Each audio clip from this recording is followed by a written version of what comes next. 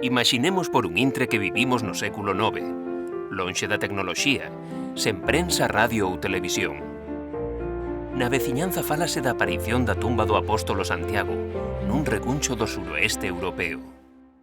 A Galaequia estivo noutrora habitada por un conxunto de povos prerromanos que compartían cultura e lingua. Pénsase que un destes povos destacou sobre os demais, os Calaequi, e foi o prestixio mundial o que lle deu nome ao resto de poboacións castrexas asentadas no noroeste peninsular. Hoxe a Calaequia, ou terra dos Calaequi, é coñecida como Galicia. As súas fronteiras mudaron un chisco, mais a riqueza toponímica que abrangue será quen de nos levar cara atrás no tempo. O punto de partida é Pedrafita do Cebreiro, na provincia de Lugo.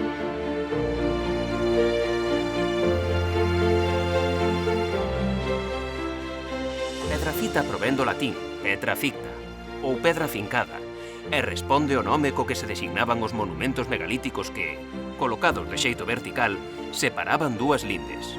Marcos territoriais, unha tradición que se mantén aínda hoxe no pobo galego.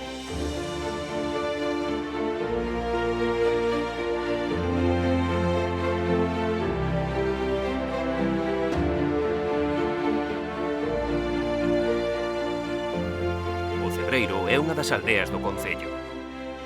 Pénsase que a súa orixe está ligada a un animal que poboaba toda a zona na Idade Media, o Querebrarius, ou cebro, un tipo de asno bravo e forte que hoxe se considera extinto.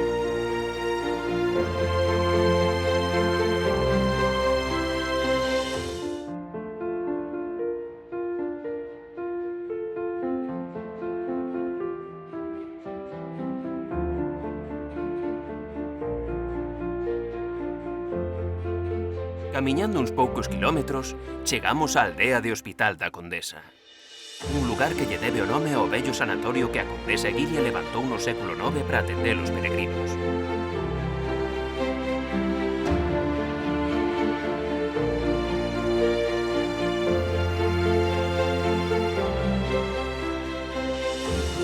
Continuando pola senda xacobea, atravesamos Fonfría.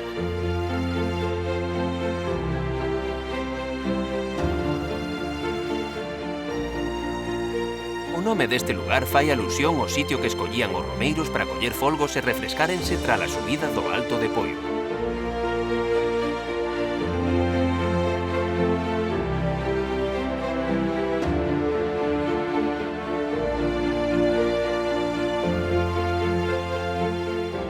O seguinte concello é Triacastela, que aparece no Códice Calistino amentado como Triacastellum.